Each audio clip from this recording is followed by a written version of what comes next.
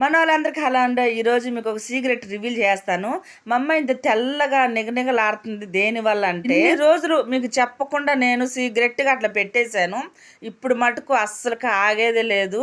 ఈ సీక్రెట్ మీకు కూడా చెప్పేస్తాను. మీరు కూడా పాటించండి. తెల్లగా అయిపోతారు మీరు కూడా. ఎంత నల్లగా ఉన్న పిల్లలు కూడా మా అమ్మ అంతకుముందు బాగా నల్లగా కర్రీగా ఉండేది. సీక్రెట్ మీకు చెప్పేస్తున్నా. ఆ గిన్నెలో నల్లగా మాడిపోయిన మసాలా ముద్ద ఏందంటే మీకు చెప్పేస్తున్నాను. అసలుకి నేను ఆగలేను, చెప్పేసేస్తున్నాను మీకు. పాలు, పసుపు, తేనె అంట. మరి నాకు కూడా తెలియదు. నేను ఫుల్ గాఢ నిద్రలో ఉన్నాను. ఇన్స్టాలో చూసేసింది, గబ్బగబ్బ వచ్చి చేసేసింది.